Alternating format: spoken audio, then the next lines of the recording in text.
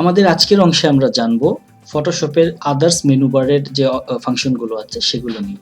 আপনাদের হয়তো মনে আছে আমরা লাস্ট ক্লাসে জেনেছিলাম কালার মোড সম্পর্কে, যেখানে আমরা ফাইল থেকে নিউতে গিয়ে আমাদের নিজস্ব মেজারমেন্টের আমরা একটি আর্টবোর্ড নিব এবং আমরা প্রিন্টেবল এবং নন প্রিন্টেবল ডিফার করার পর আমরা কালার মোডটি সিলেক্ট করব।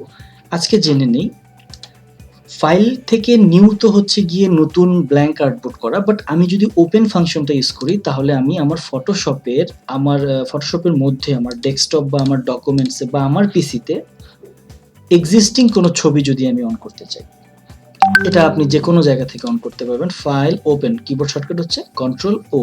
সো কন্ট্রোল ও দিলে বা ফাইল থেকে ওপেনে গেলে আমার ডেস্কটপের লোকেশন দেখাতে পারে, আমার ডাউনলোডের লোকেশন দেখাতে পারে। এখন যে ছবিটা আমার প্রয়োজন আমি সেই ছবিটাই কিন্তু ওপেন করে নিতে পারি।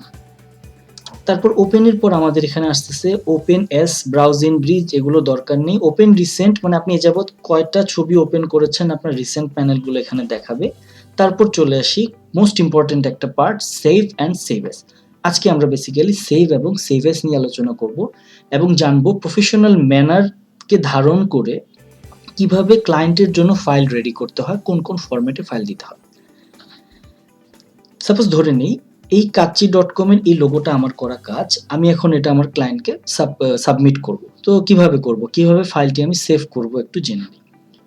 সো ফাইল থেকে সেভ এস করার পর স্বাভাবিকভাবে আমার একটা কিন্তু ফোল্ডার মাস্ট বি থাকতে হবে যেটা আমি ক্লায়েন্টকে পাঠাবো।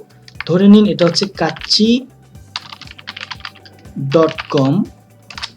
লোগো, আমি ক্লায়েন্টকে এই ফোল্ডারটাই পাঠাবো। আমি লোগোটা অলরেডি করে ফেলেছি, এখন ফোল্ডারটাও করলাম। এখন আমি ফোল্ডারের ফাইলগুলোকে সেভ করে ক্লায়েন্টকে পাঠাবো। সো আমি ক্যান্সেল করে দিচ্ছি, আমি আবার দেখাচ্ছি। ফাইল থেকে সেভ এস যাওয়ার পর আমি এই ফোল্ডারের ভেতরে ঢুকে সবার আগে একটা জেপিইজি ফরম্যাট তার জন্য করে দিব। জেপিইজি ফরম্যাট থাকলো, ওকে দিব, কোয়ালিটি ওকে রেখে। তারপর আমি ক্লায়েন্টের জন্য সেভ এস করে আবার তাকে একটা মেইন ভার্সন দিয়ে দিব, ফটোশপ পিএইচডি দিয়ে দিলাম। তারপর আমি তাকে ইচ্ছা করলে সেভ এসে গিয়ে পিডিএফ ফরম্যাটও একটা দিতে পারি, যেটা সে পরবর্তীতে হয়তোবা কাজে লাগাতে পারে। সো পিডিএফ ভার্সনটা আমরা এখান থেকে খুঁজে নিব। আমাদের পিডিএফ আই থিঙ্ক আমি পেয়ে গিয়েছি, ফটোশপ পিডিএফ সেভ করে ফেলছি। সো লোগোর ক্ষেত্রে বেসিক্যালি আমাদের পিএনজি ফরম্যাটটাও লাগে, যেটা ব্যাকগ্রাউন্ড থাকে না। সো আমাদের যদি ব্যাকগ্রাউন্ডলেস কোনো লোগো থাকে, আমরা ব্যাকগ্রাউন্ডলেসের ক্ষেত্রে সেক্ষেত্রে আমরা ফাইল থেকে সেভ এস এর পর এখান থেকে আমরা পিএনজি ফাংশনটা চুজ করে লোগোটাকে কিন্তু তাকে দিয়ে দিতে পারি পিএনজি। এটা হচ্ছে একটা প্রকারের সেভিংস। আরেকটা প্রকারের সেভিংস জেনে নিই, ফাইল থেকে এক্সপোর্টের পর সেভ ফর ওয়েব। এই এক্সপোর্ট থেকে সেভ ফর ওয়েবের মাধ্যমে আপনি যদি দেখেন এখানেও আপনি জেপিজি, জিএফ, পিএনজি 8, পিএনজি 24 এই অনেক ধরনের ফরম্যাট আপনি পেয়ে যাচ্ছেন, যে ফরম্যাটটা ওয়েব বেসড। মানে এখন এই লোগোটা যদি আপনি অ্যাজ এ প্রোফাইল পিকচার হিসেবে ইউজ করতে চান, আপনার জন্য এই ফাংশনটি অ্যাভেলেবেল।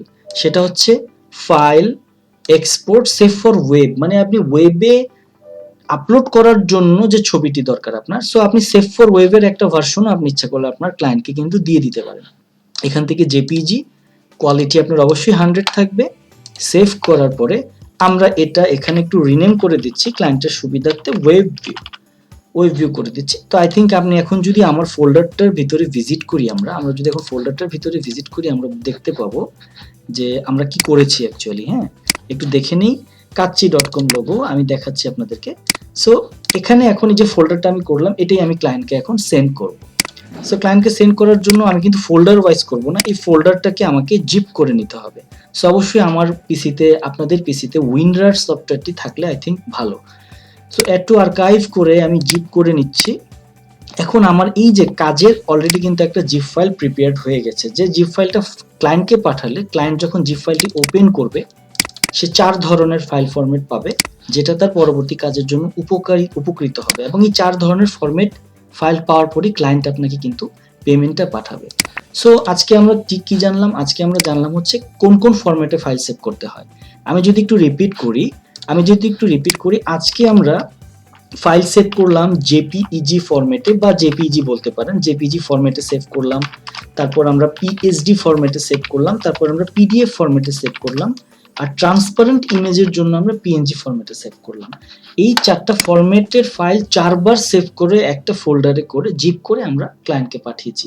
এবং মাস্ট একটা জিনিস মনে রাখতে হবে, যেটা আমরা ভুল করি সবাই, সেটা হচ্ছে ফাইলের নামগুলো যেন মানে অ্যাকচুয়াল নামটা হয়। আমরা অনেক সময় আনটাইটেল 1, আনটাইটেল 2, লোগো 1, লোগো 2 এই ধরনের রিনেম করে আমরা ক্লায়েন্টকে ফাইলগুলো সেন্ড করি। ক্লায়েন্ট বেসিক্যালি খুব হতাশ হয় এই ধরনের সেন্ডিং দেখে। সো প্রফেশনাল ম্যানার হচ্ছে আপনি রিনেম করে দিবেন। এটা যেহেতু কাচ্চি.com এর লোগো, আপনার ছবিতে কাচ্চি.com এর নামটা থাকবে, এটা ক্লায়েন্টের বুঝতে সুবিধা হবে। সো আজকে আমরা জেনে নিলাম কিভাবে ফাইল সেভ করতে হয়, কোন প্রফেশনাল ম্যানারে ফাইল সেভ করতে হয়। আশা করি আপনারা সবাই বুঝতে পেরেছেন। ধন্যবাদ।